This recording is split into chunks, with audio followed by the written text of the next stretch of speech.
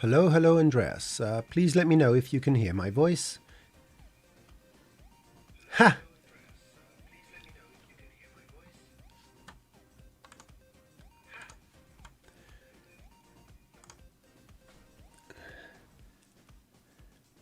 Fantastic. So, let's try this. I need to.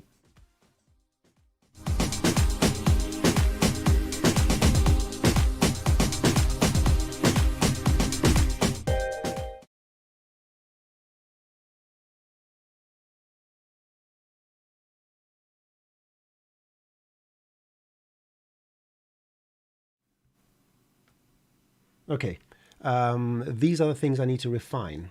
For some reason, everything else, all my audio went out. So, 14 people currently.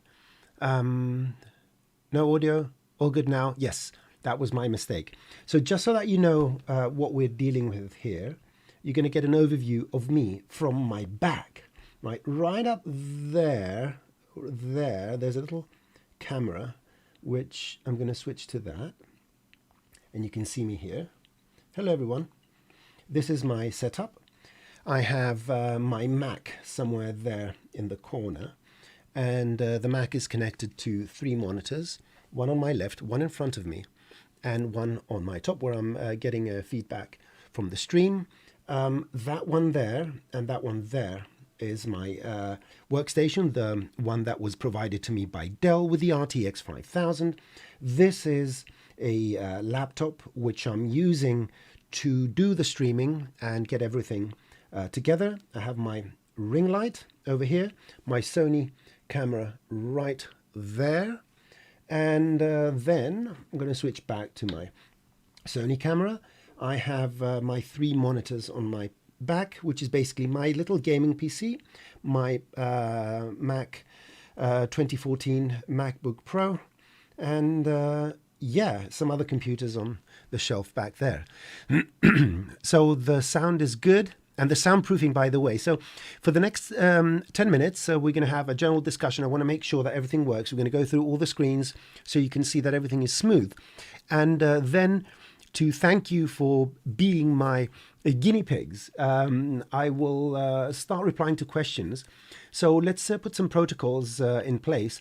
If you do want to ask a question, and providing I do want to answer it, please preface it in the chat with the word question. Oops, I just banged my microphone. I shouldn't do that. Just write question and a colon and then ask your question. So let me see if I can get some better feedback from my audio. There you go. Now I can hear my voice, so I can control my voice a bit. I have my sound mixer over here. And let's switch some screens. So first of all, one of the things I have here is called a palette by Monogram. And basically it's a bunch of modular little magnetic things, and it has switches and dials and all that. Now, how can I show that? Let me see if I can go back to my gaming PC and see if you can get an idea. It's this thing over here. You can see 3 knobs. No, it's very difficult to see. And 2 buttons, and I have 2 sliders as well. And I generally scavenge a lot of rubbish from friends that don't need them. And anyone that has technology which is obsolete, I just go and pick it up. Now, in Canada, my sources are very limited. It's my very good friend, Nick Haraz, that has a lot of stuff he doesn't need. And it's good because I have switches here. So number one, let's go to my Mac screen. And please let me know if you can see my Mac screen and if it's actually navigating around. I am getting my own feedback. Yeah, my friend George, X Factor, the gentleman in the chat, are, I would say, most of the things we've done together, we can't repeat in public. We cannot admit in public. So I won't say anything else, but he's one of my dearest friends and I miss him very much. So, and he's a Mac guru, one of the first. He taught me many things. Some of these I cannot talk about, but just take it as it is. So this is my Mac, and please let me know if the scrolling is smooth, if you can see the actual thing. Oh, I can see it in my feedback. It's good.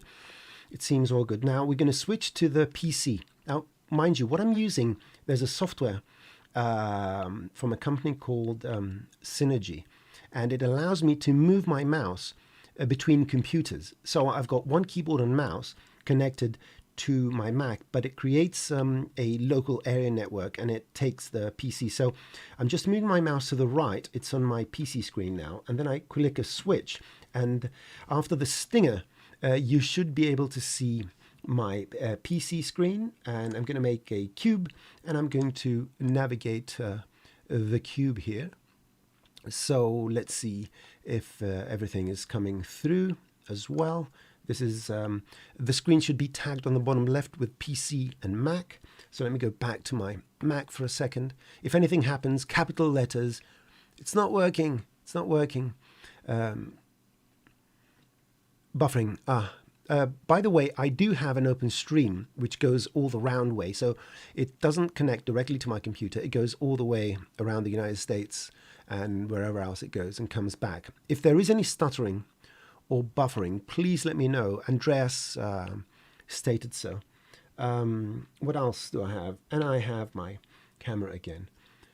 So all screens provide you with my audio, nothing changed. Everything seems to work. Resolutions are good. And if that is the case, then I have nothing else to test for now. And I'm going to give you the floor. And if you don't have questions to ask me, I'll come up with something to talk about, however boring or genius that may be.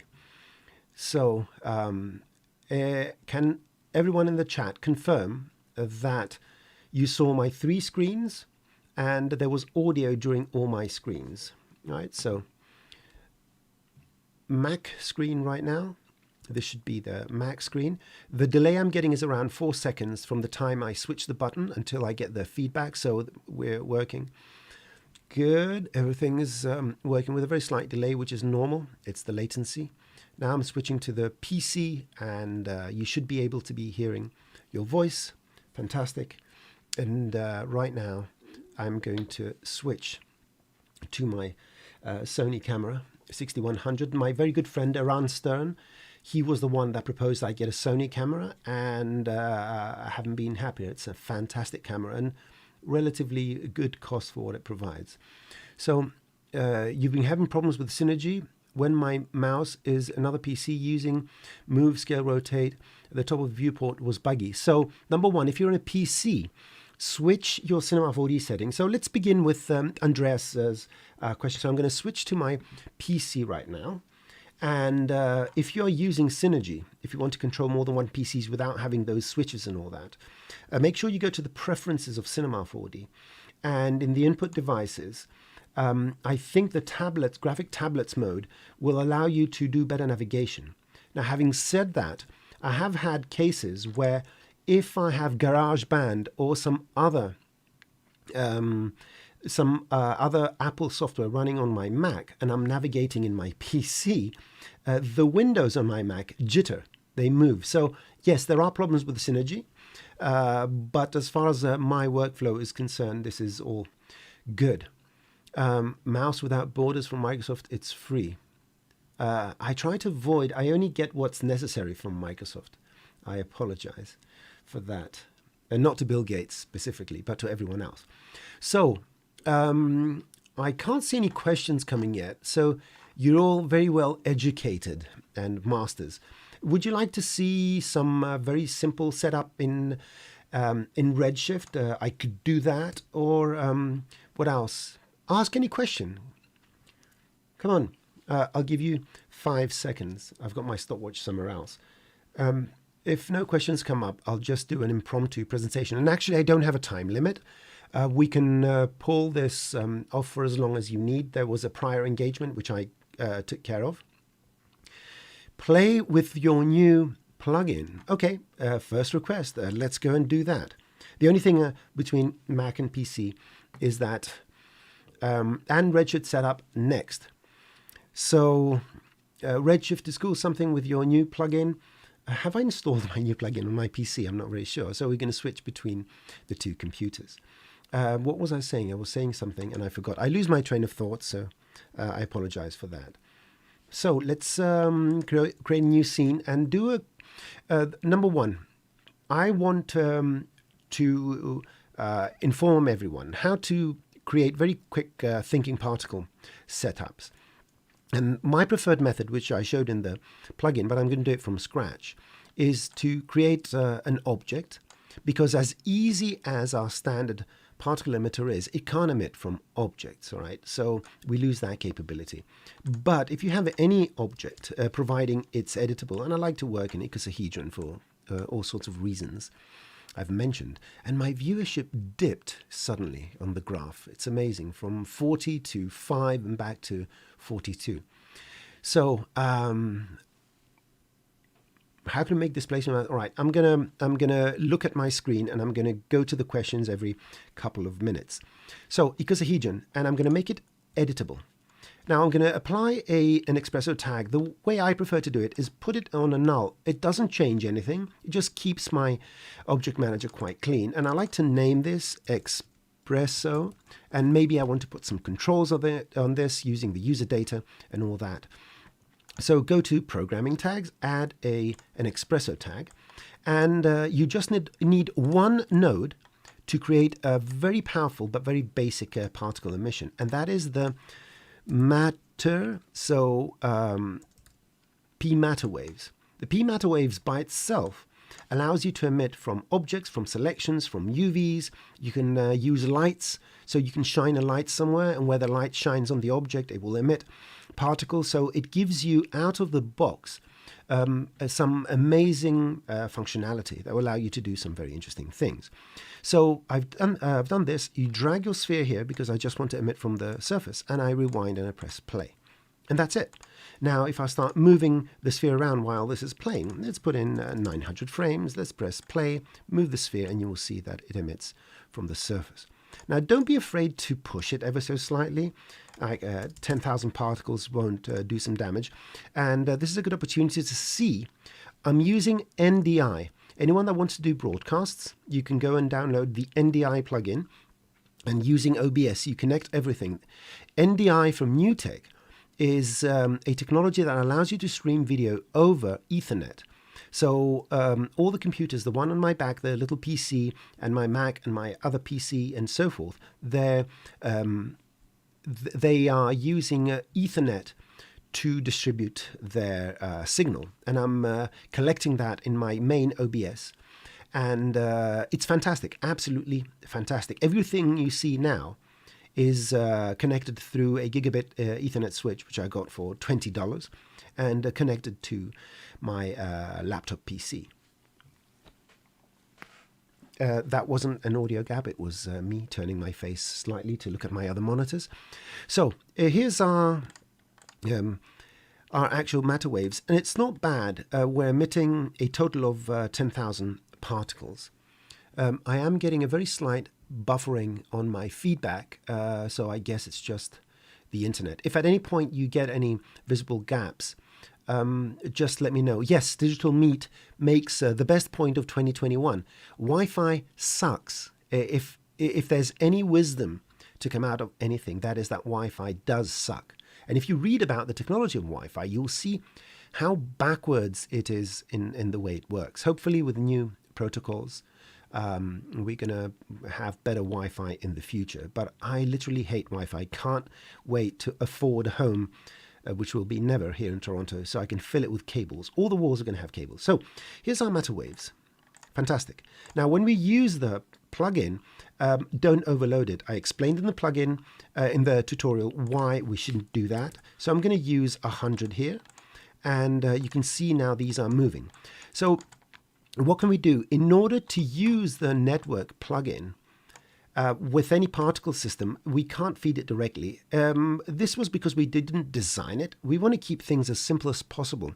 So anyone that gets their hands on the plugins, as I've said, these are open source plugins. These are MIT license. These are above anything else for you to learn. Anyone that's interested in code or how Cinema 4D works internally can check out the code. You just drag that .py, the plugin, the actual Python file in any text editor. I use Sublime Text, and you can see the code.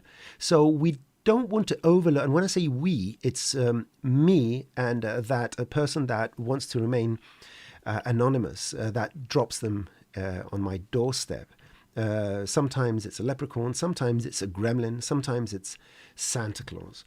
And in order to pass data from other sources into the network plugin, we're going to use a proxy. And the best proxy is the matrix. The matrix is a fantastic object. We can do much more than that. And one of my future guests on this show is going to be one of my dearest friends and one of the most knowledgeable Cinema 4D users alive, and hopefully for a long time. He'll remain alive. Called Orestis Konstantinidis. He used to work for Maxon previously. Now he's freelancing in Greece. If you ever need any project, anything, literally anything, let me know and I'll get you in touch if you want him to do some freelance for you. And he's a dear friend. So set the matrix to object mode. And in here, besides normal objects, we can go actually and go from the thinking particles settings and feed a group. It could be any group. In this particular case, it's the all group, the default group. And now, instead of thinking particles, we are emitting matrices. And that's what we're going to use in the network. Now, you see me sort of change the hierarchy here and pull things further down. This is something that's become a habit where intuitively I'm thinking, okay, what executes first? What executes next? So I would say the sphere is the main object, and then the espresso happens, and then the espresso particles are fed in the matrix, and then in the network. Now, in most cases, Cinema 4D takes care of that by itself. But in some edge cases, it's good practice if you actually put these in the right order. You may give Cinema 4D a helping hand when it requires it. And for me, it's become a habitual thing. And I do have several OCDs. So this is one of them, and I enjoy this one. So now go to the network and add the matrix. And what this is going to do, so let me turn off my particles. If you want to turn off the particles themselves, just set this to the view type to none. And you can turn off the matrix object. Now, by default, we have a small maximum distance and a small number of connections. Although, one thing you need to remember is that despite these values here, the performance of the plugin will not be affected. And that's because internally, we are using a brute force algorithm where at each given moment, any point from this list, despite how many objects it's coming from, has to be added to a list, a program list, the point position. And then each and every one of those points is compared against the others. So even if I have a max distance of, let's say, 1, it still has to go through all these points using that sum formula in order to identify which other points fall within this range. The only thing that does affect performance is the absolute number of points that are used, and the field takes care of that. When we add a field in here, that removes those points. So performance is optimized when you are removing the points you do not need. So yes, the void scan is asking a very good question, which we haven't implemented, and we're thinking maybe if in the future we do an upgrade for this, if we can tell it, don't connect anything, for example, to yourself. Imagine this scenario. We have 2 platonic objects, and sorry for jumping all over the place. And we want to say, okay, connect all the points of this to the points of this, but none to itself. All these things are doable, but they do require some coding overhead, which we didn't insert in this particular version. Anyway, so let's start increasing. I'm going to generate some particles. You can see it's going slightly slower. We can't see anything because everything is off. And now let's go and increase the distance to start getting these lines. As you can see, it's getting the lines. So already just the particle, a very simple one node particle setup and the network, and we're getting this interesting 80s looking vector explosion or something like that. Now, if anyone else gets the code and makes the plugin to work that way, that would be great. I will do a tutorial for it. So hint, hint. I was winking now. So let me try my camera stuff. So I'm going to switch and I'm going to wink to the camera. I need to add some remote control so I can zoom in and do all sorts of fancy effects with the camera. So let's go back to my Mac display, and we have this thing. Now, what I did, which I think is very smart, as with most of the stuff I do, I'm using a tracer object. And the reason I'm using a tracer object is because I want to trace the matrices. Now, I don't want to trace the network. That's a mistake. I want to trace the matrix. And in theory, this is going to create lines that trace the particles.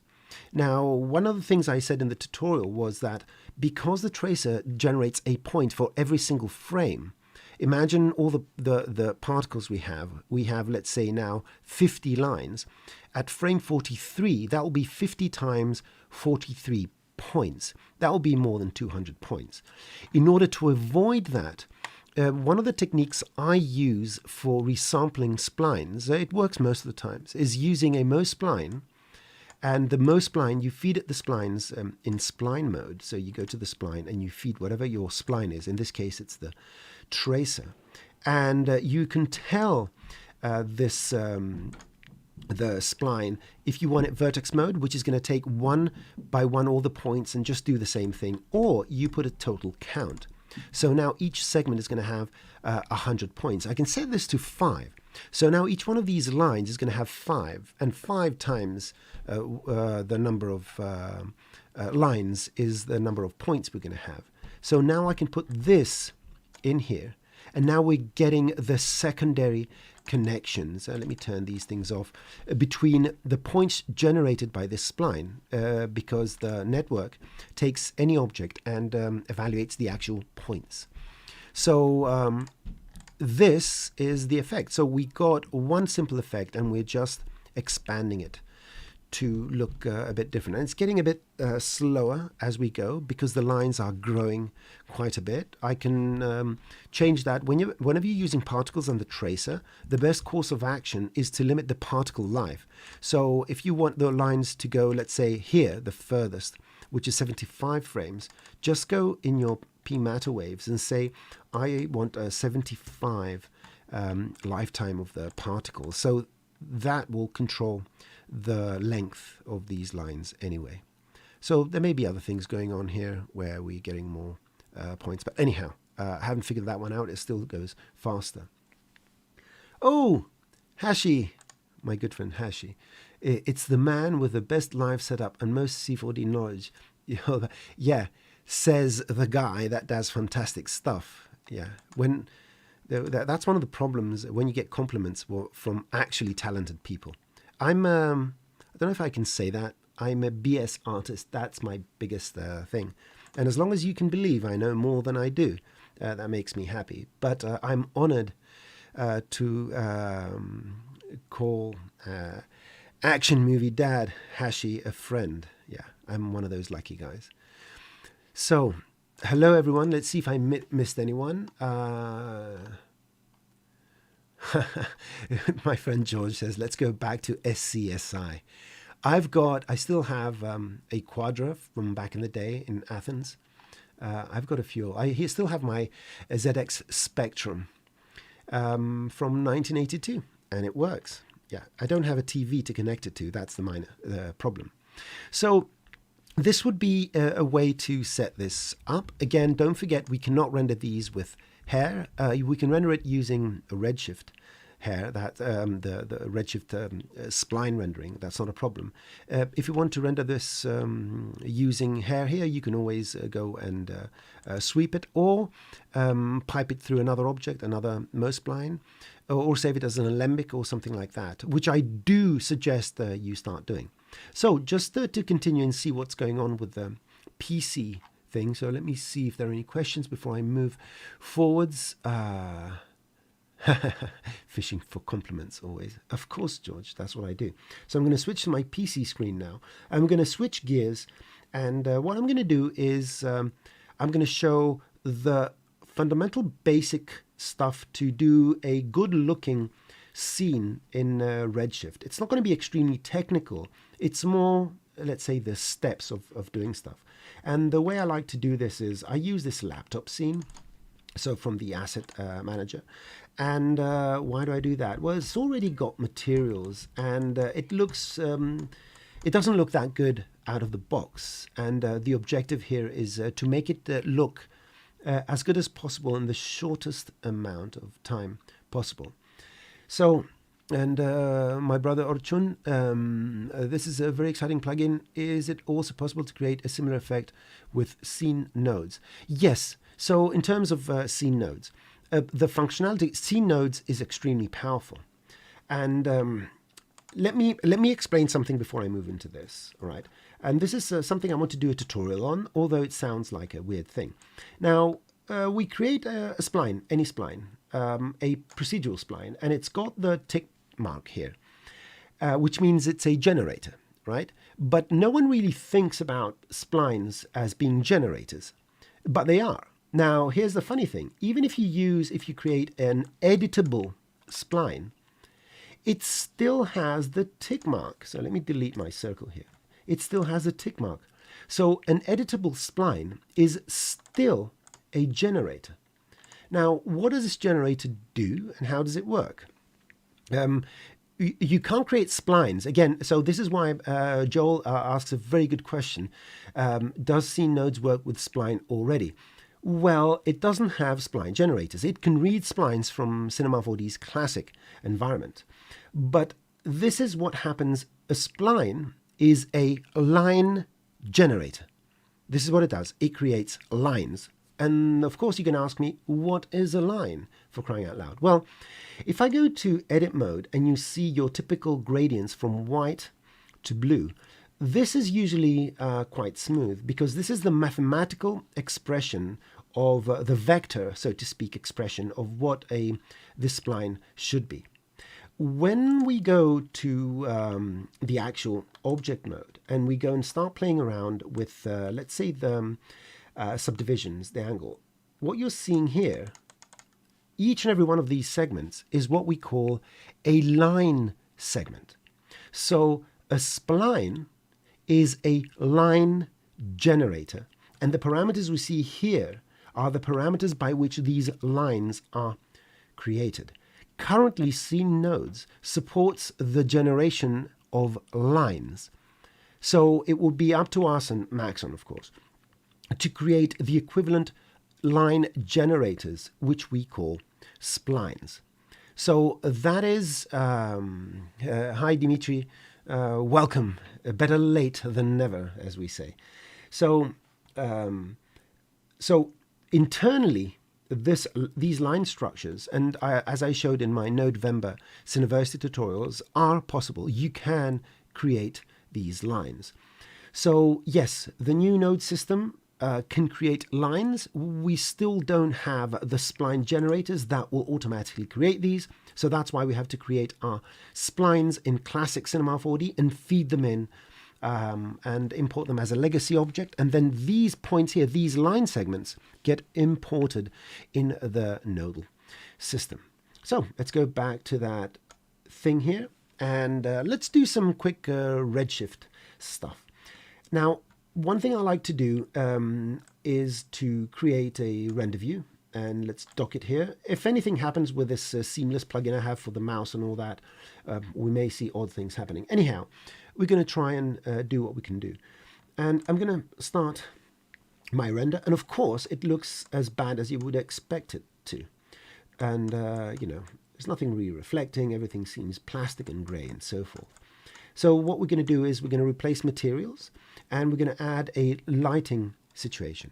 When I use Redshift, I always like to start working with a dome light, which is going to provide us with light. And I'm taking advantage of the GPU renderer's speed, and I'm not going to do any shortcuts. So let's go and first of all, although this works, we need to set our settings here. So Redshift settings, and I go to the advanced. I'm not used to this yet, And what I like to do is, number one, progressive passes, put it down to 256.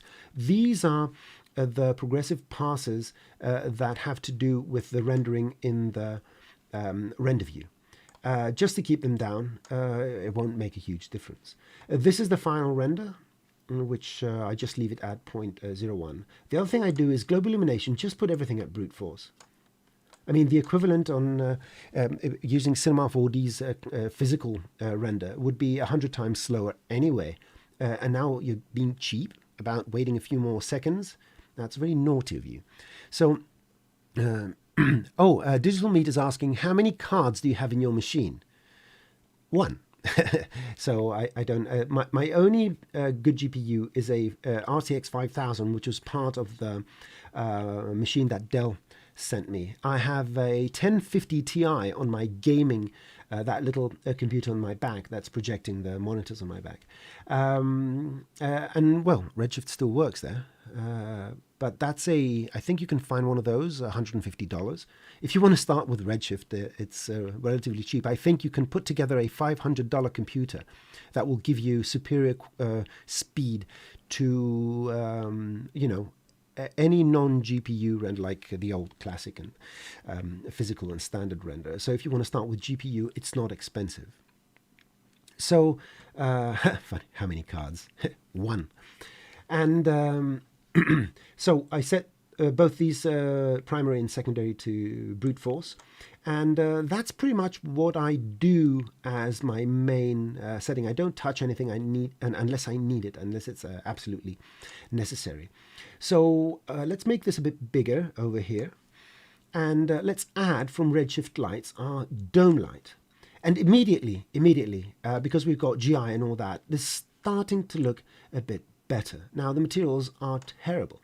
So go to the dome light, and my preference is to turn off the background. If I need any backgrounds, I'm going to add them later.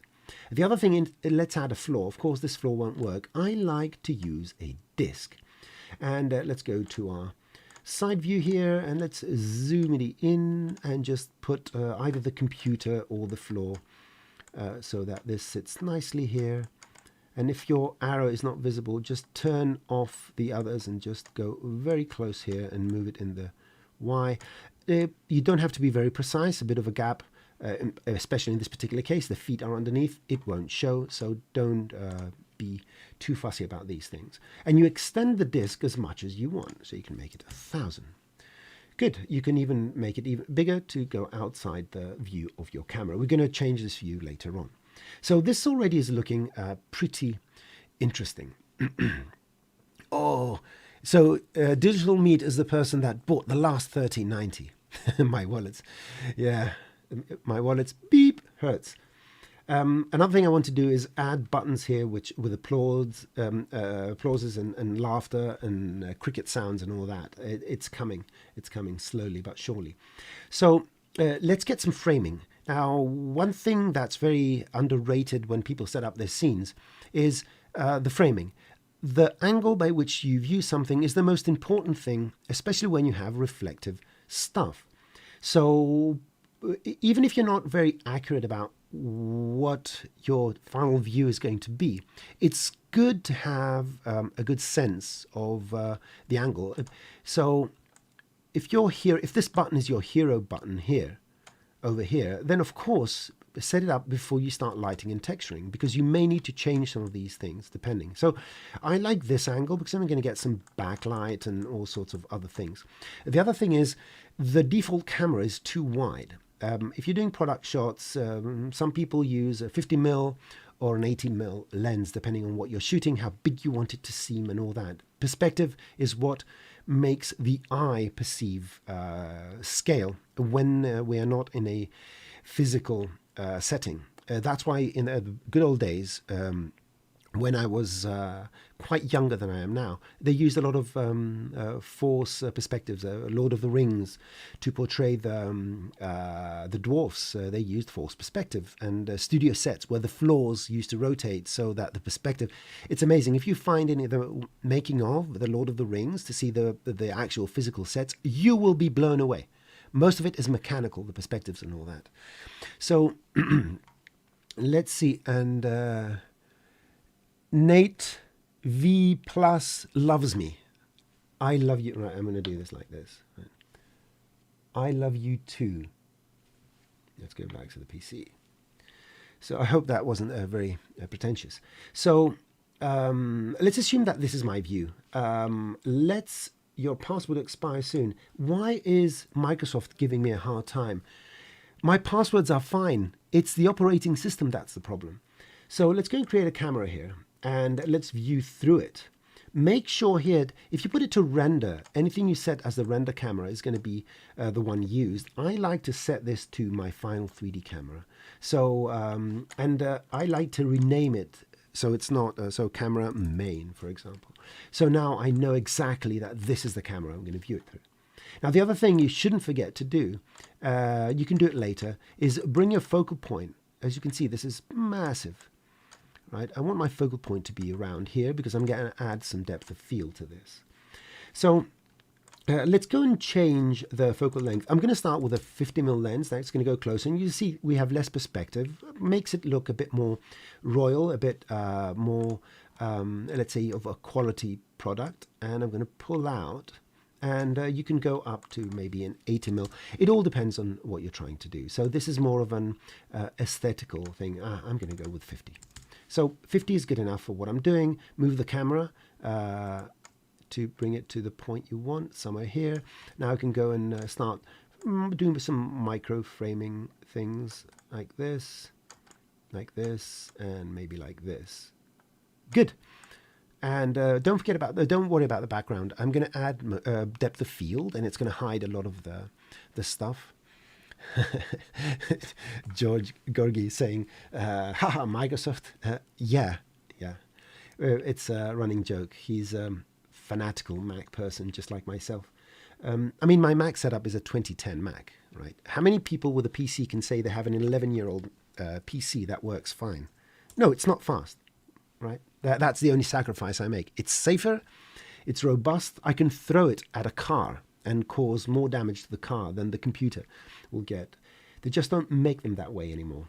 Apple, I'm talking to you. You don't make them like you used to. Right, Tim? So, let's continue with the essence of what we're doing. So, this is my framing. Now, let's go and add some rudimentary lights, which we're going to move around or get rid of, and then we're going to start playing with the materials. And of course, area lights, the stuff that used to scare us when we were younger and using physical render. I like to place my lights by using a target, and I like to have a target null, light target, light target. And it just gives me the ability to do these things much easier and make the lights much more. I move the null, I want to move the light, and I've got my locks on. Now, this is a huge light, right? Don't forget about this is actual dimensions, and this is a 2 meter by 2 meter light. I do not have a light that big. I'm going to use a smaller light, a small diffuse 30 by 30 centimeters, about a foot, for the people that do the foot stuff. Like, can you imagine there's a measure of unit that's a foot? Your foot size changes if you don't clip your toenails. I mean, but there you go. There you have it. And let's get a light from here.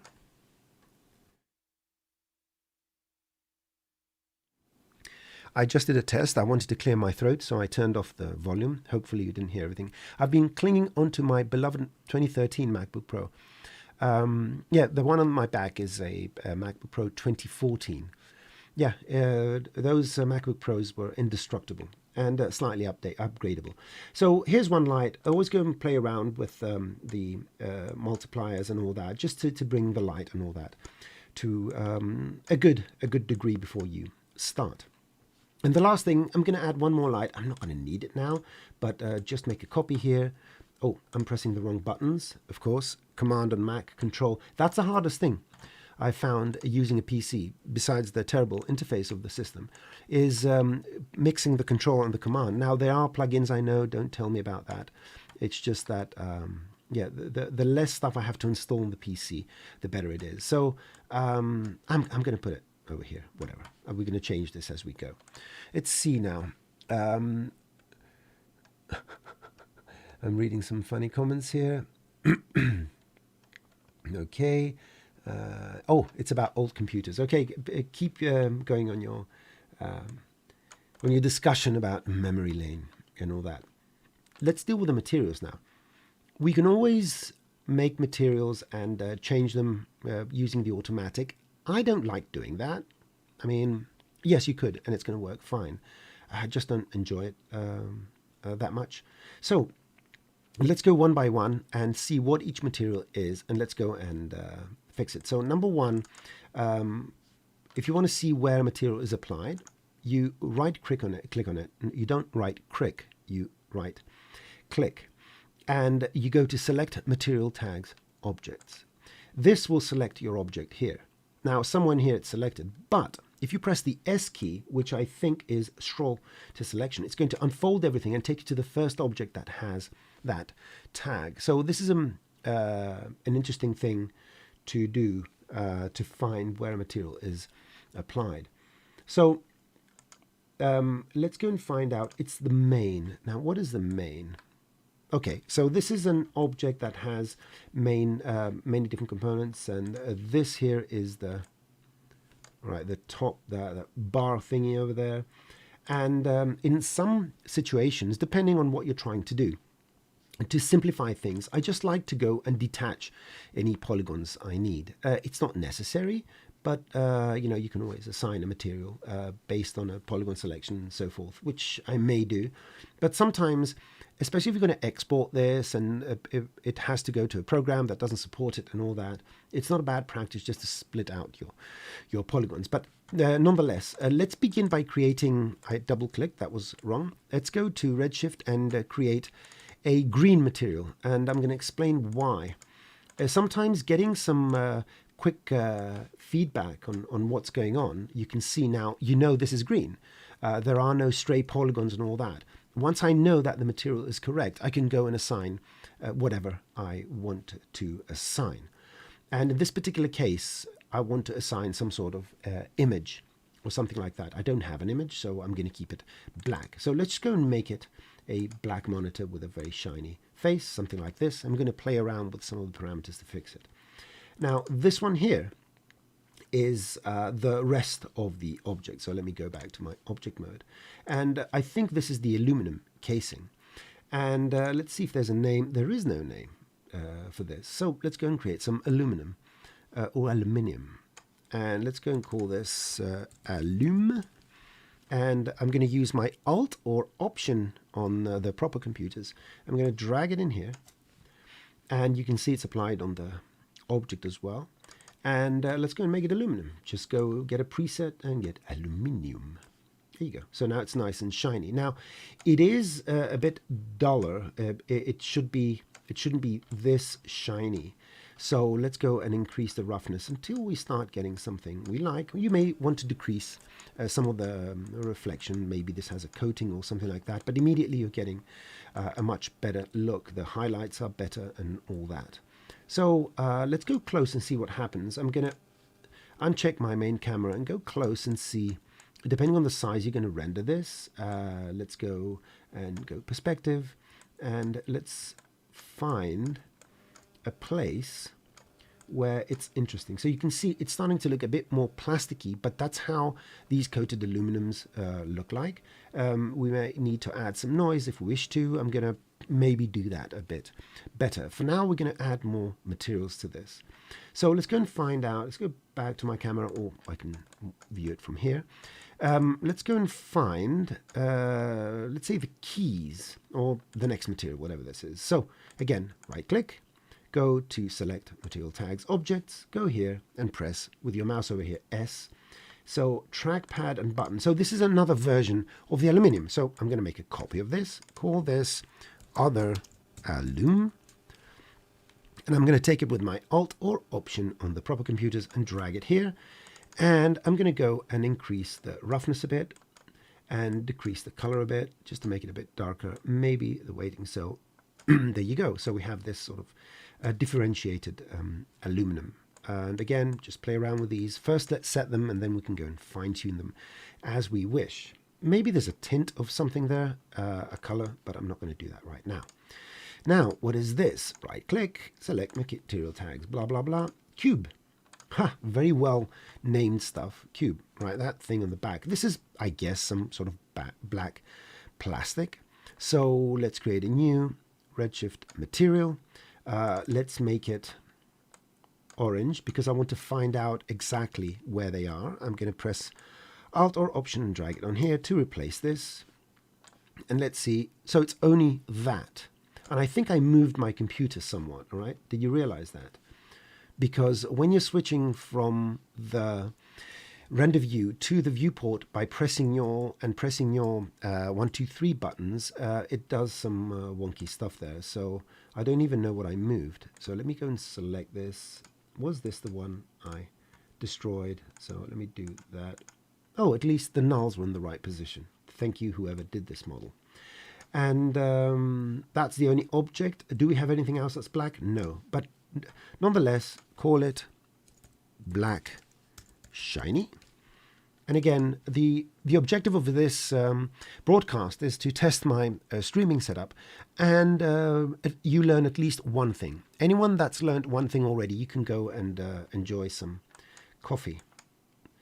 Good. And always add a bit of roughness to everything, right? Don't make it totally shiny. Fantastic. So what's next? Right click.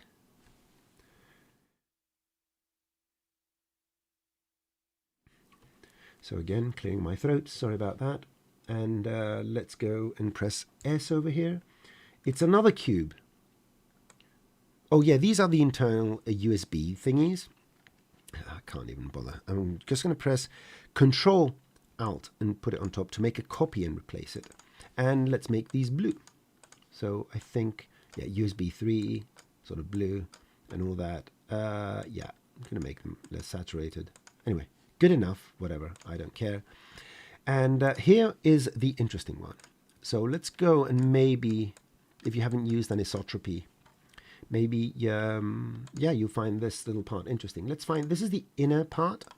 There it is. This is the one that's going to get the anisotropic reflection. So let's create some anisotropy. And let me have a sip of my third coffee. Testing my audio. That was to test the audio. So let's create from scratch a Redshift material and call this Anisoalum. I'm going to drag it on here and double click. Audio works loud and clear. That was a very small horse running. And what we're going to do is set it to aluminum just to go fast. And you can see that this looks like a dull mirror. Now, in order to add anisotropy, we find, first of all, the anisotropic reflections. This one here, the anisotropy. And by definition, anisotropy is sort of linear. What I'd like you to observe, I'm going to go a bit closer so you see anisotropy is a Greek word. It comes from a Greek word, from 2 Greek words. Aniso, which means unequal, and tropy, which means direction. So anisotropy means unequal direction. So coconuts bang together, yeah, something like that. So basically what you're seeing here in the anisotropy setting is some sort of expansion of the reflection. So I want you to observe around the edges. The larger this becomes, the more of a directional reflection you see. Now, how would you reproduce that in real life? If you take a shiny piece of metal and you get some, what's it called? It's called, oh my God, I'm forgetting my English. Don't forget, English is my second language, despite the eloquence by which I speak it. Get some, get some, what's it called? Come on, Scotch-Brite. There you go. Get some Scotch-Brite, that thing you wash the dishes with, which hopefully you'll wash your dishes now and then. And you start scratching that surface, but in one direction. So If you take a bottle, for example, this, and this is a very good example of anisotropy, and you start scraping it in one direction, you will create grooves that go in that direction. This particular, excuse me, this particular cup here, you can see that the grooves are going that way. They're going horizontally. And that elongates the reflections and makes them wider. And that is the effect that anisotropy does. And the reason it happens is because of those grooves. It's the same reason why a CD has colors and shows those lines and all that. So, yes, Andreas is absolutely correct. Any word that is complex to say is probably Greek. And it's a very important word. And yes, sanding. You can do that with Scotch-Brite. You can do it with sandpaper. You can do it with anything that creates very, very small grooves. So this anisotropy value is 1. This is the magnitude, how big the grooves are. So how deep, right? Let's think of it that way. How deep the grooves are. And the rotation, now, as I move this, you will see that there's a perceived change in direction here. It's not very clear because we can't see it.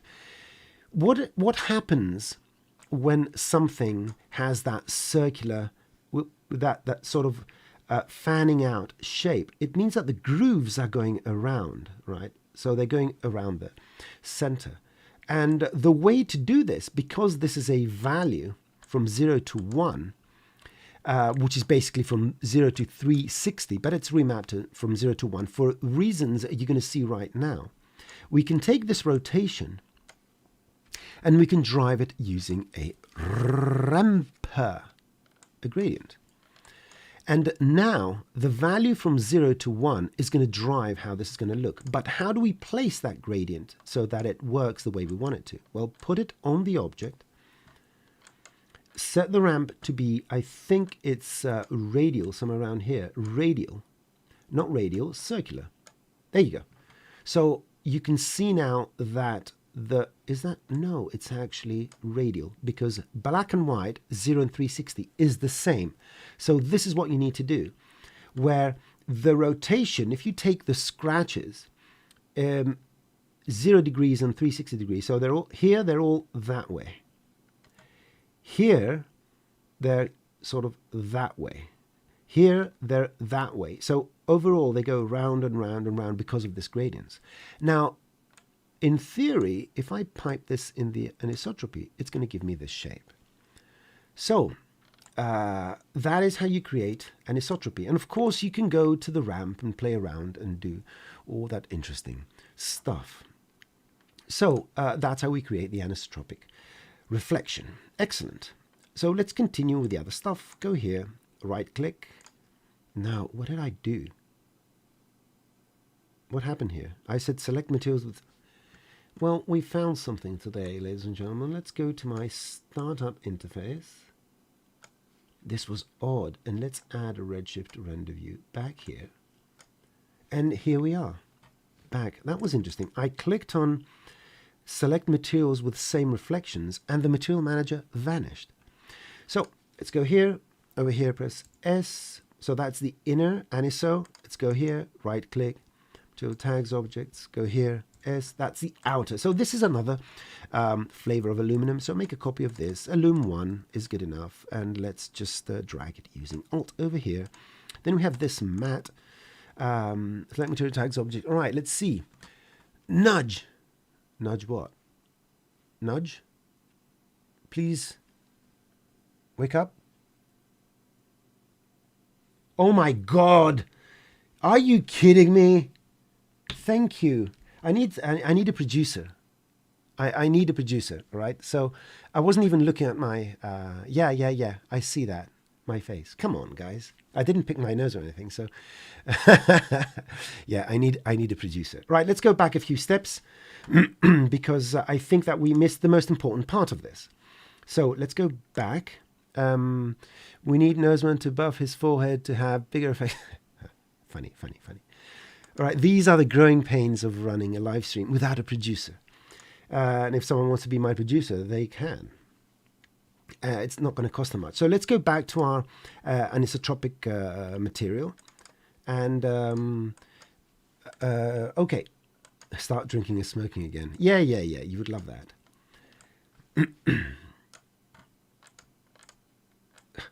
That's fantastic. So did you all see this? Did you see this, or should I go further back? Just one of you tell me if you saw this part of it. Forgive you, Knowsman. This is what needed today. Perfect. Oh, I didn't show anything yet. It was after the cup.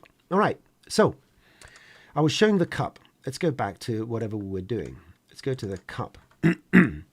So what we're trying to do here is create those grooves. And I'm not going to edit that out, all right? It's a funny part of the video. Since the anisotropy has these two parameters, the depth of the groove. So let's go to, let's move this up and go to the anisotropy down here. And as far as the anisotropy is concerned, where are we? There we go. The anisotropy itself is how deep they are, how prominent it's going to be, right? And this is the rotation. So we're back to rotation again. Oh, you saw none of this. Okay, good. So that's why we're saying exactly the same thing. I'm going to remove the ramp and do everything again. So we're back to square one. After I showed you the actual grooves on my coffee, I'm showing you what these values mean compared to those grooves. So the anisotropy value is the depth of the groove, essentially, and in which direction it's going. So if it's 0, there are no grooves, right? We didn't use sandpaper or Scotch-Brite to scratch our surface. The more positive it becomes, these grooves go in one direction. So let's say we are scratching and we removing material. If we go to the negative, it's the same thing, but it's the opposite direction, essentially. So instead of grooves, it sort of extrudes or something. It doesn't make a difference. It's just the opposite effect. Use whatever is more convenient and looks better.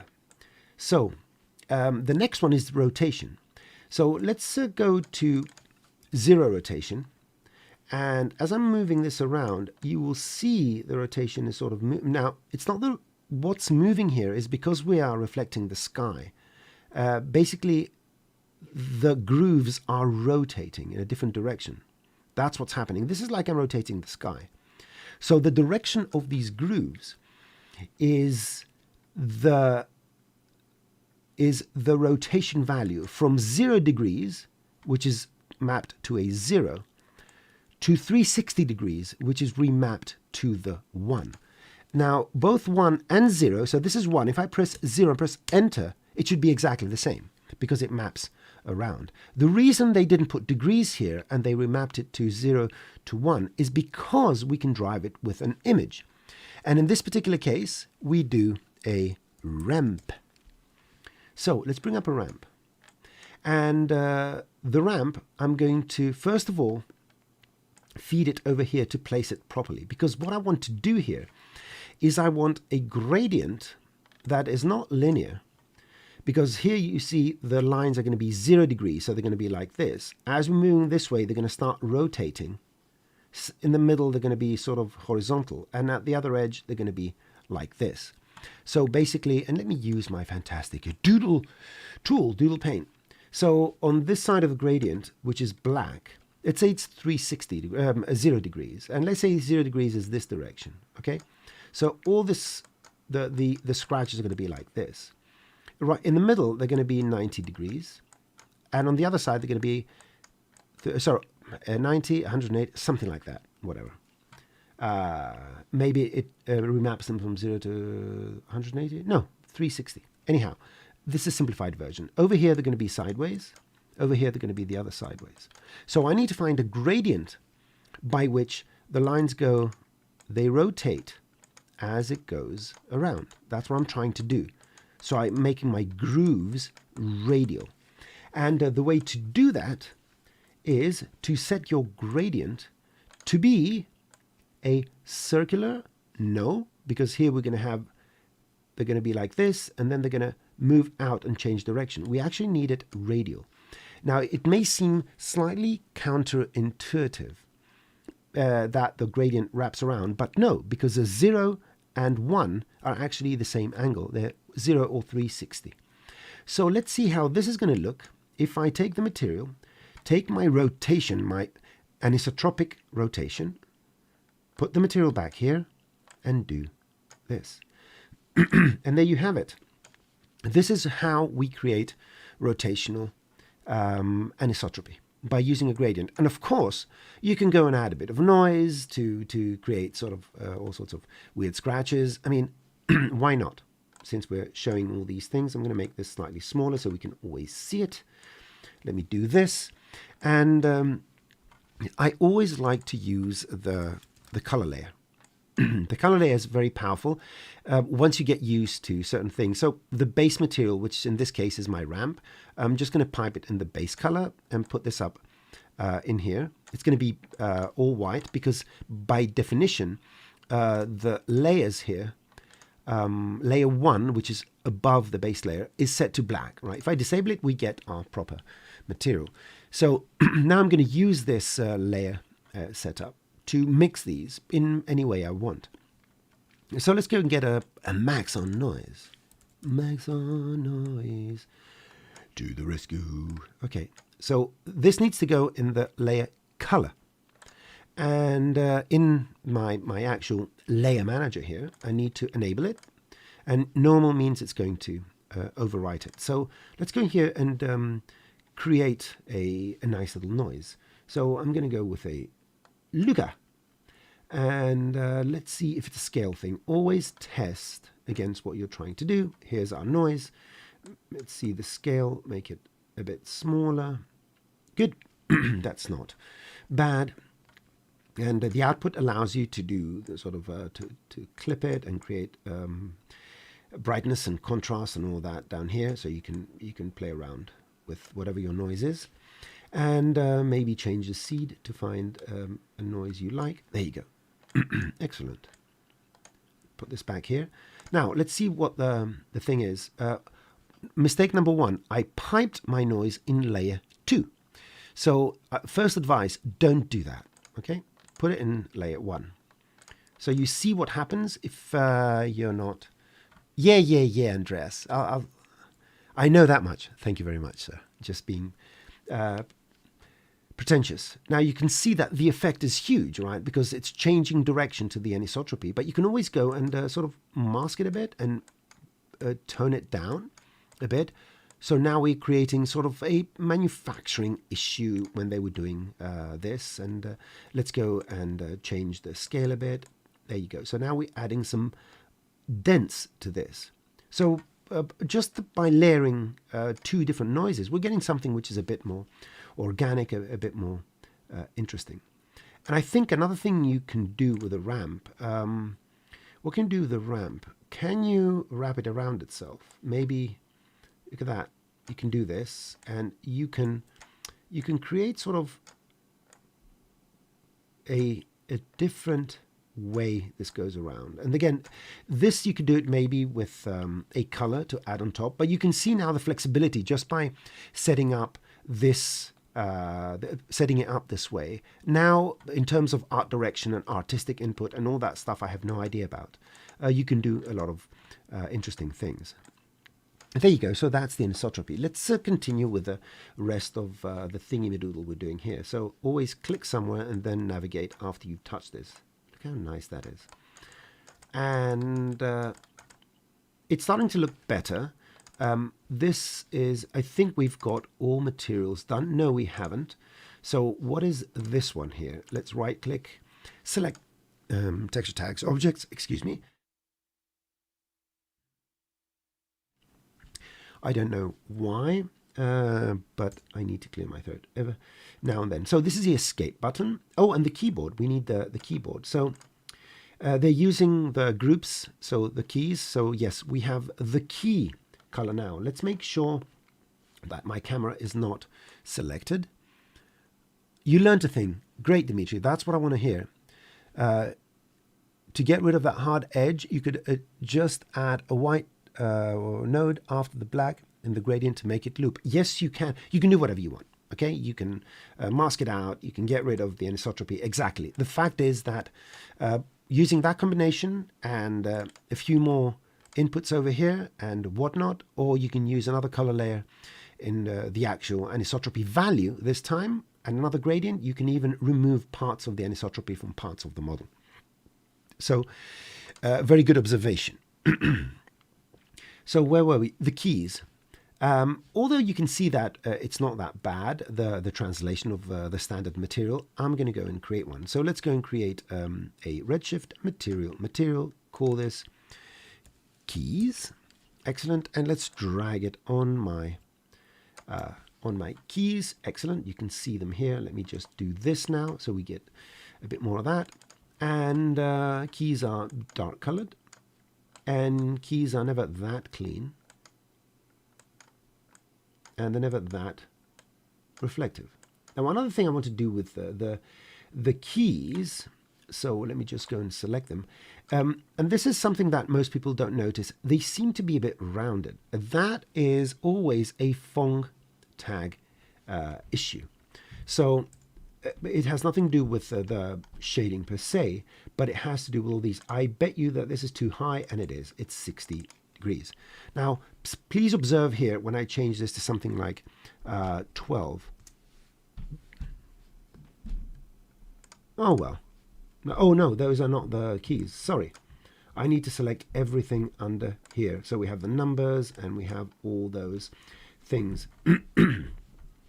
So let's go and select. I'm going to middle click. So what I'm going to do here is a technique sometimes I use.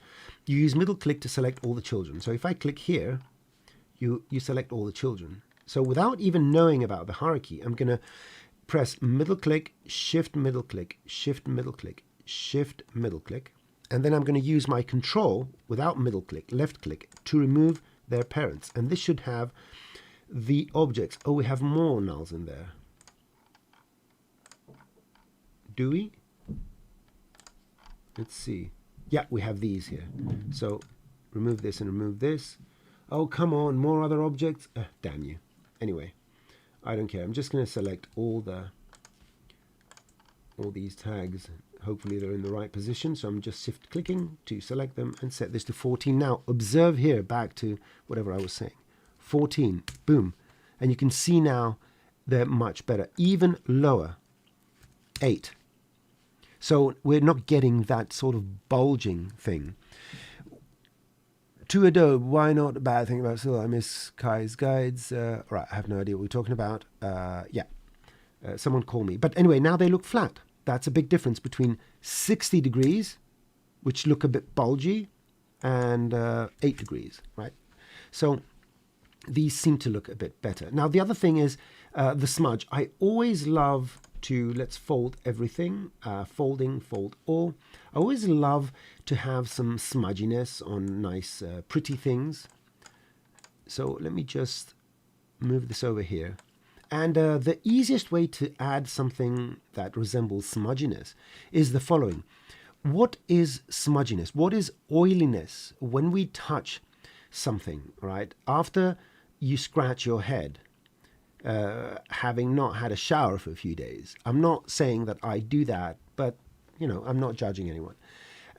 What happens is that the oil or the dirt or whatever that gets deposited on the plastic, depending on the amount of oil, you get a different reflectivity. And if it's sort of dry, imagine if sticky tape. If you take sticky tape, you stick it somewhere, and then you take off the sticky tape and the glue stays there, that becomes more matte. If you take a drop of water, which is the opposite, it's very shiny.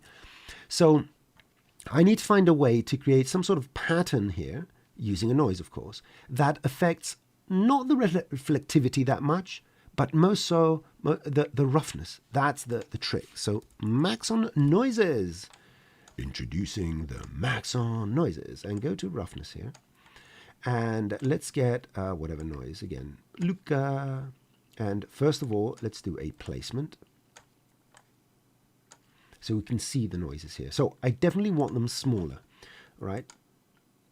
Something like that. Now you can get fingerprints and all that jazz. There we go. Lovely.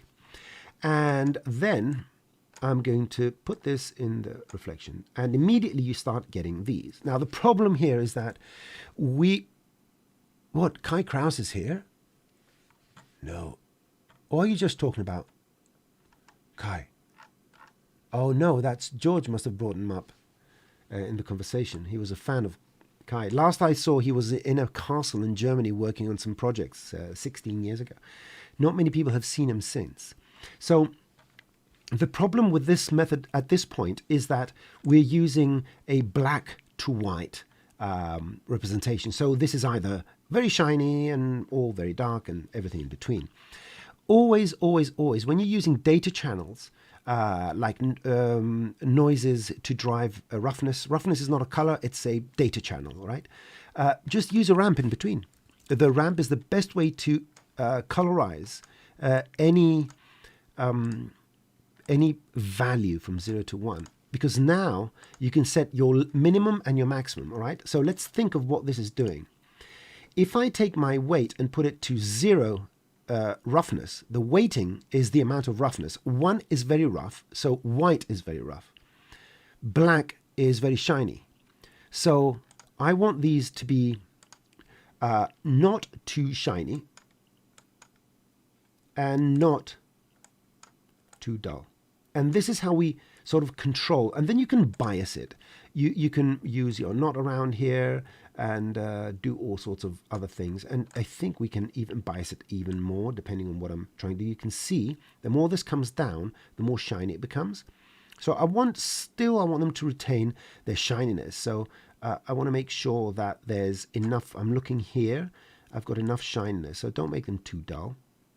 There you go. So the maximum amount of shininess is this side, and the minimum amount is this. So I may want to go, there we go, like this. And maybe I need to bring in a bit some of the patterns. The idea is to break it up as much as you can, just to get some sort of a pattern. And if you use recognizable patterns like fingerprints, you can do that. So the last material we're going to work on is the actual keys, and you can use an incandescent material or that. You don't need to, because this is not going to have too much light, but I think the easiest solution for this is just to go and create a luminant material. So just make a copy on this, call this light keys, and let's go here. Oh, it looks like the light is off, but anyhow, go to overall where the emission is set, and we set the color. There you go, the color. And we shall set, close it, emission. There you go. Not too much, we just want them to be slightly more visible. Okay, we will play with this if we want glows and all that, which measures the absolute light. Good. So the material stuff and all that, I will call it done. And now we're going to go to refine it and actually make it look good. And this means that we need to go back to our camera. Now, the screen here, it is too shiny, all right? Even if you can put an image there and all that. So I need the weight to come down. Is this the right material? This is not the right material. Where's my screen? So let's make sure I go and select my screen. I go here, press S, and I go to Q. There it is. It's the green one. Yeah, the thumbnail didn't change. So, and don't ask me if they're going to fix it. All right, I don't know. So, do something like this. Good. Now, if for any reason you do not want the light to be visible and all that, number one, the easiest solution is to move the light. The other way to do this is just go to your project in your light, and just like Cinema 4D's materials, you can exclude this particular part from it. Okay, now it won't shine on this. That's one of the reasons I like to break them apart. We're going to go and do a polygon groups to objects somewhere around here. No, it's where is it? Conversion. There you go. Polygon groups to objects, just to split it. Actually, I could have shown it. Yeah, sometimes it's not, what did I say it was? I'm in mesh, move, conversion, polygon groups to objects. There you go. So there you go. We have the main, Oh no, it's alone. What am I talking about? Oh, it's not a separate one. I need to go and select it. So I need to undo, undo, undo, undo. This is a live show, ladies and gentlemen. So the easiest way, you can go and split it. But what I like to do is I press Command X. I'm here and press Command X to cut it. Click in here, Command V to paste it. It's functionality that was added a few versions ago where screen, there we go. So now I can get rid of this, and I can get rid of this, and I can tell this to apply to everything, and I can get rid of this and this because this group doesn't exist, and go to the right light and remove this from here and add the screen, and there you go. So sometimes it's convenient. No one has spoken. Am I still on air? Can someone say something? Can someone say something? Uh-oh. I'm not getting... Oh, you're still there. That was an interesting moment for me. Good. It took a few seconds. Yeah, because I have a bit of lag. Good. Okay. It's just that it's very interesting. So... Oh, you're focused. All right, that's a good thing. And I'm just checking. Again, I need to produce it. So... that was an advantage of splitting things up. Now, this will not always happen, but it's it's good practice to split things up if it doesn't change other things. Now, let's go and do some proper lighting. We're going to add some effects and so forth. Number one, go to the camera, and in the Redshift, go and add a camera tag. Now, bokeh is the depth of field because that's what we see. We see the bokehs. Now, although you can go to the bokeh and play with the power and the aspect, it's not bad practice to go and do that through the camera shutter and the f-stop. And the lower the f-stop goes, the wider, the more open your lens is. So it sounds quite counterintuitive, but that's how it is. And the wider it is, because the camera receives light from a larger angle of things, it actually tends to blur things out. So the larger this number, the less you get of depth of field. So let's remove this, and let's go to our camera. And of course, you control where the focus is with this little thing here. And you can add a null, you can do whatever you want. The easy way, you don't need to add a target object. You go to the focus object and you say, let's call this focus null, and you drag it in the camera right here. Now I can take this focus null and move it anywhere, and the camera plane is going to align with that. Now there's another way you can use in the Redshift viewer module thing, one of these buttons. Click to focus. You go like this and it focuses, but now I'm forcing that focus. It's quite handy to use it, so you can go based on your image and click here and it does that. 510 Giant. No, Chris, I haven't talked to you lately, but I do post on Twitter. Maybe, right, I'm going to switch to my camera and hopefully not forget it. So, Chris, number one, how are you? Call me next time. Number two, go on Twitter. That's where I call people. Now I'm going to press the button so I'm not stuck for 5 minutes here, you watching my face. And which I could have done on purpose because I'm a very vain human being. Look at camera tag and all that. There are ways to do that, and it depends. For me, using less types of objects, that's what I like to do, and it keeps things simple. But use whatever method is better for you. Now, the other thing I like to do, which I'm going to go to my perspective view, I want a slightly lower angle, right? Slightly lower angle. Now, I don't want this to be so blurry, so go here and let's go 2 or 1.5. That's enough. Good. And let's go and add some camera effects and localize our lights a bit. Now, we do have the reflections coming from the light and all that. what I don't like is my dark floor. Ah, leprechaun. You are not the leprechaun. Oh, you are the leprechaun. That's code speak between me and my leprechauns. So I'm going to add a new Redshift material. I'm going to add it on my floor, and I'm going to make it dark. Although this looks nice, don't you think? Right, it's going to make it dark. Yeah, and it's very, very, very reflective. What did I do? Am I changing another material? Did I apply something to something else? What am I doing here? Do I need to turn this on and off? Yes, I do. So there we go.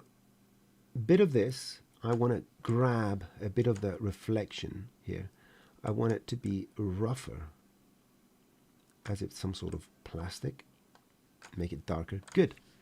So I want some backlight. I just love, love, love things being lit from the back. And let's make a copy of this light here. Let's maximize my top view. Let's take this, put it, you can see from the reflection from the floor, there you go. That's starting to look interesting over here. This is the line I'm looking for. I love GPU renderers. Look at that. It gives a different, so there's a window there. It gives you a hint of something going on right there. Now, I don't want it to affect the floor. So what do? We go to the light and we exclude the disk. There you go. I need to go to this and call it rim to use industry standard terminology. I'm going to move some of its intensity, and I want to go and add a tint of sort of blue, a bit more saturated blue here, like that. Yeah, there's something there, something nice. And I haven't saved. That's what happens when you're used to using a Mac. So let me do the save. I don't know what I have there, so let me go over here. Go. I'm looking at my other monitor, right? So shows and 3D files. I can. Let me go laptop.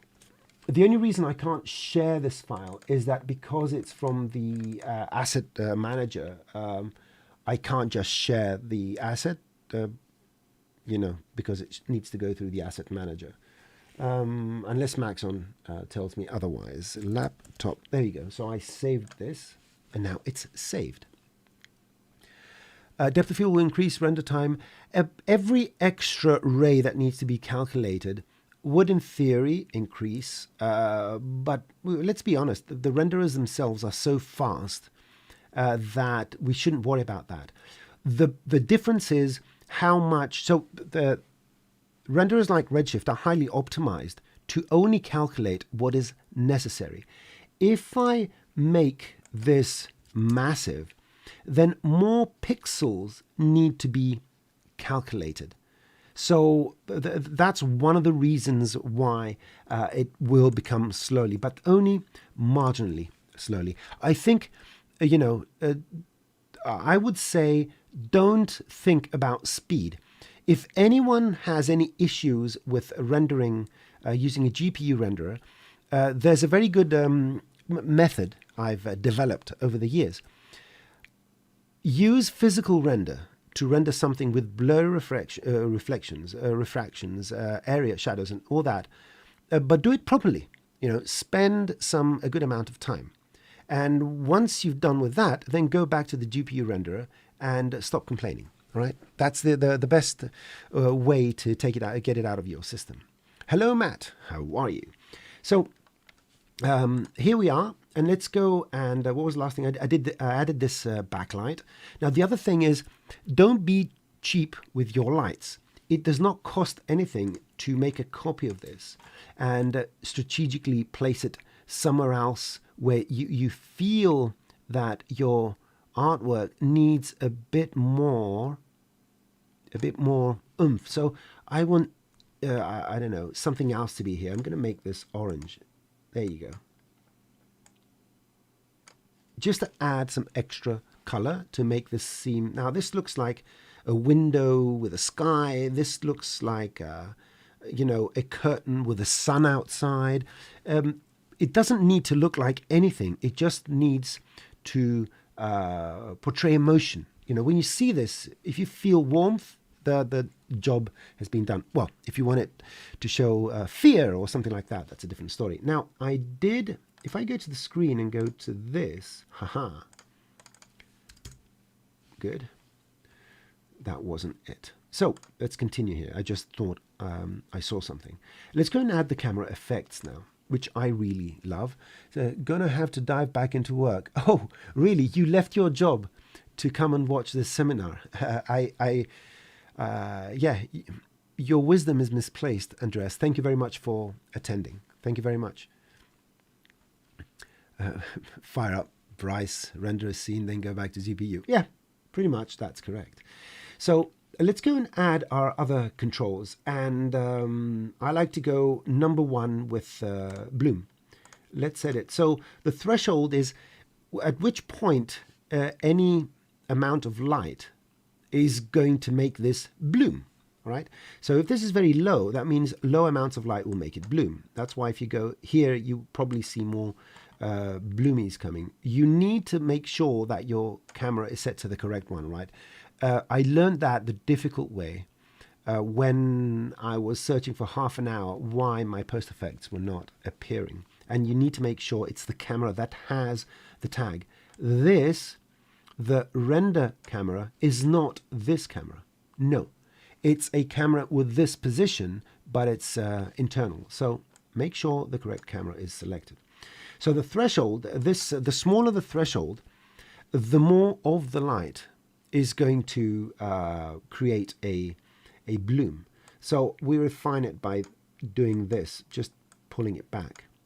Now, another factor is the intensity of the light. So let's see how I can show that. If I go to my light keys and go to my overall emission, I think that if I set this to 10, they're going to start to bloom. Well, not that much. Does it go even higher, this thing? Yeah, it blooms.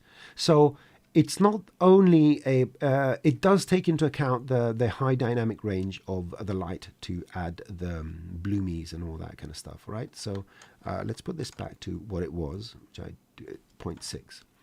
So the bloom takes into account the pixel value of light and creates the bloom around that. So, and there's always bloom in a scene, right? No lens is perfect. No, I mean, people go and add them later on, so just leave them. Now, I don't add flares. A flare is a secondary thing. Streaks are not bad. I don't mind them very much.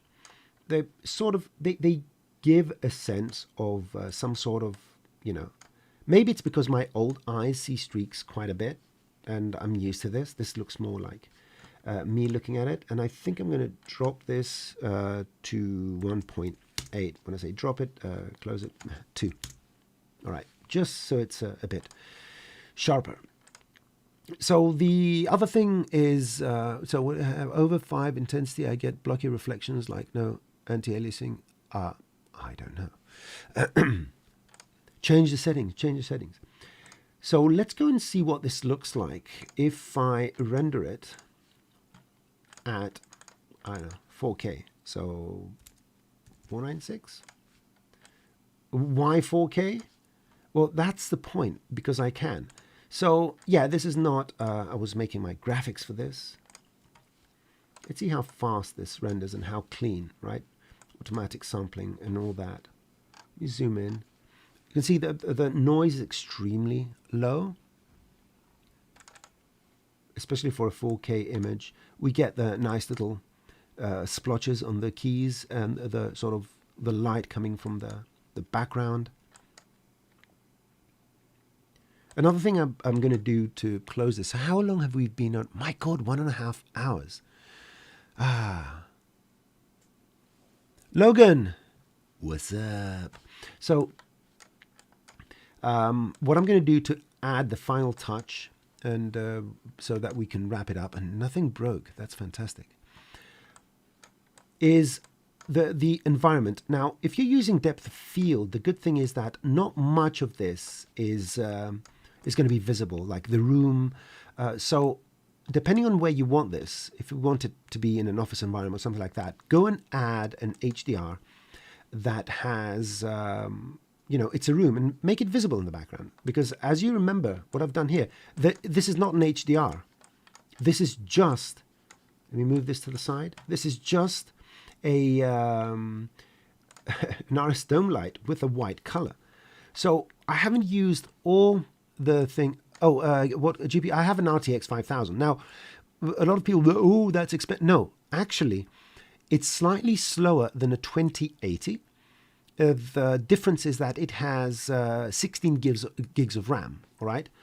So I think a 3070 or even a 3060, if that even exists, blows it out of the water. Right. So it's not the fastest. This is slower than what was a mainstream card about a year and a half ago, right? So what you're seeing here at 4K rendering in 1 minute 31 seconds, a near production quality frame, that's the actual resolution here, is done on an otherwise defunct, gaming card. So now they've done this, I'm going to set this to 1080 now, not 080. 1080, and I'm going to go to my dome light and add that one little image. So let's go and find HDR, some room, warm, not the kitchen. I don't like that kitchen. Maybe this. Right, it will take me 30 seconds. Oh, all right, there you go. This one here. Download asset. Oh yeah, I downloaded it, but I didn't drag it. So now that I've downloaded it, I can drag it. This image is not, whatever. And now immediately we're getting more color from around. I'm going to turn on the background, right? Now I think I can dim it down. That's an interesting thing. I can't remember if I can dim it down without affecting the lighting. But anyway, I'm not going to look at it now. I'm going to bring my disk a bit further in, or make it smaller and all that.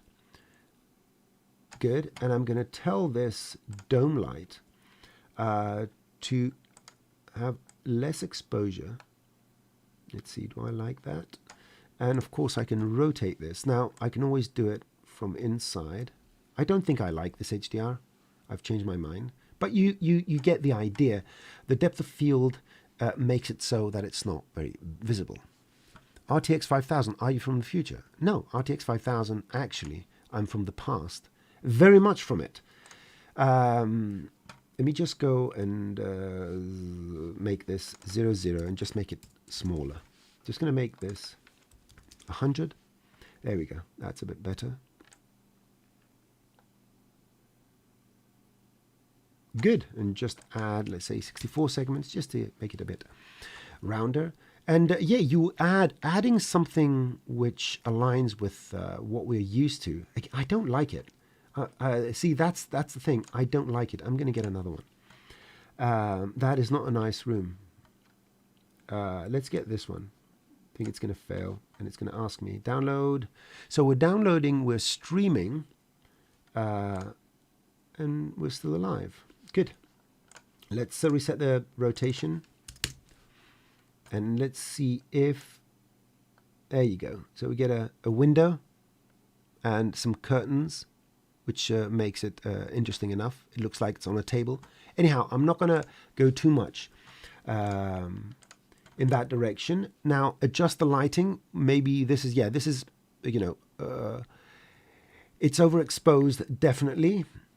This light here, I'm going to bring it down, see how much effect it has. There you go. And that's because this HDR is very bright.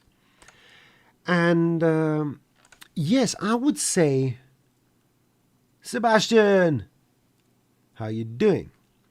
If you don't know, Sebastian Pfeiffer is also known as Everfresh, and the stuff he does is bananas, bonkers. Yeah, he's made some very nice tutorials as well.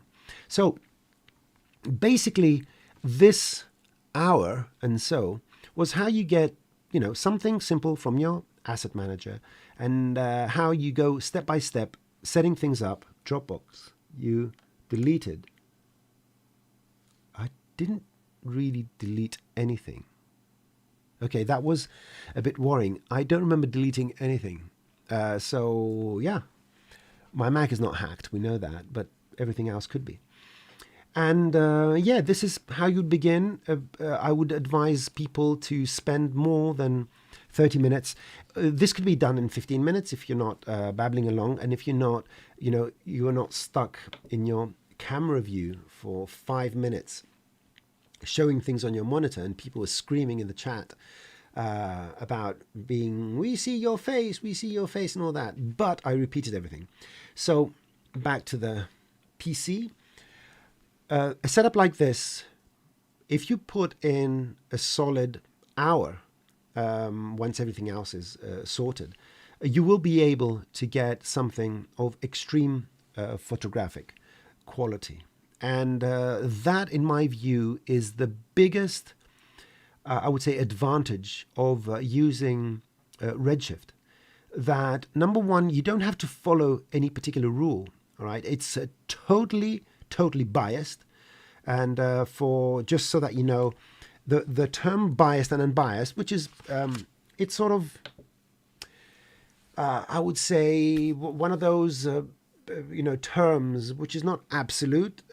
Renderers claim they're biased and they're not, or they're unbiased. So biased means that it tends to be biased towards a particular outcome, a manual outcome. So the more hacks you can do, the more fakes you can do, like excluding objects from this light and all that, that's part of being biased, because you are determining in which direction you want your renderer to solve what you're doing.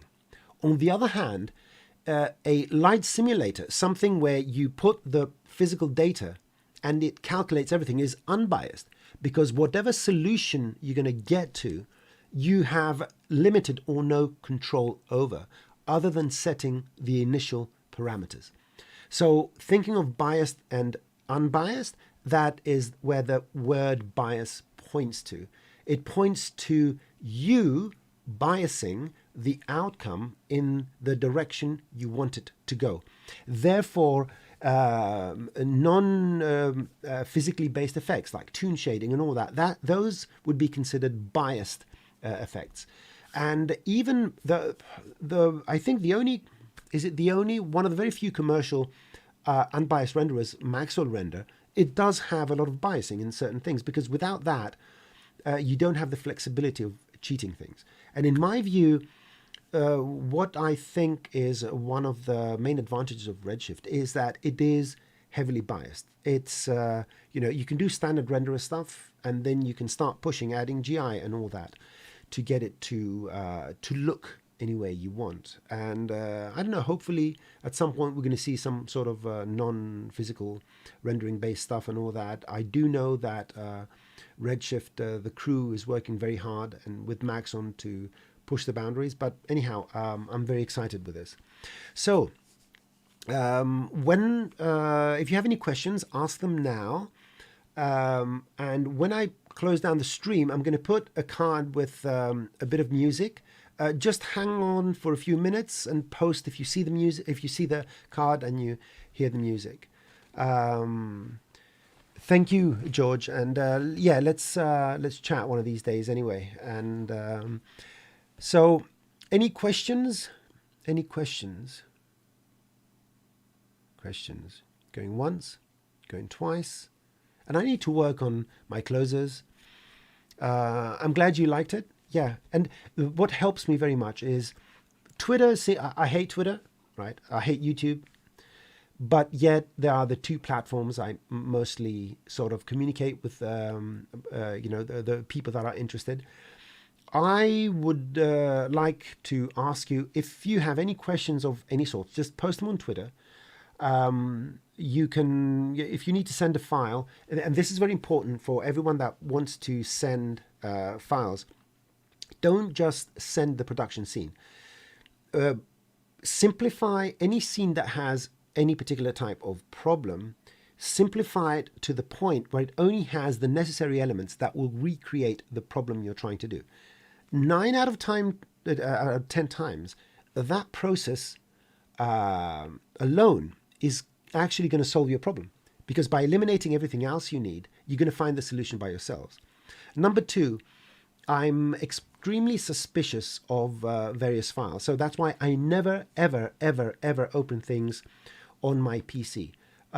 Some things I download them and open them. If it's a C4D file and all that, I have no automatic launches of applications and all that. I do a manual unzip and all that. So just beware that if something looks suspicious, I will treat it as suspicious. If for any reason I don't reply to something, I always reply. I always reply. If I don't reply, there's a reason. Either I didn't see it or I forgot about it. Okay? So, give it a few days or something like that. If I don't reply, ask again. All right? And most of my communication is on the internet. You can find ways to talk to me. So I think we are good for today. The more subjects and questions you ask me, the more material you're going to have. There's no definite plan in how regular this is going to be. It's nice if it's weekly or bi-weekly. I want to have guests and... No. So Francis, answering to Francis. No, it's whatever users want. Right, there may be interviews with people. We may be talking about cinema 4D modeling tools. Anything you ask. We may talk about philosophy. One day, maybe I just need you to sit there and I want to complain about stuff, and you saying, yeah, we understand. Free shrink sessions, group shrink sessions, where it's not a lot of people talking to a shrink. It's one person talking to a lot of shrinks. Right, that will be a novelty. I'm going to patent that. Right, anyone that wants to copy my idea. So, that's, excuse me. So I don't smoke anymore, by the way. I've quit nearly 3 years now.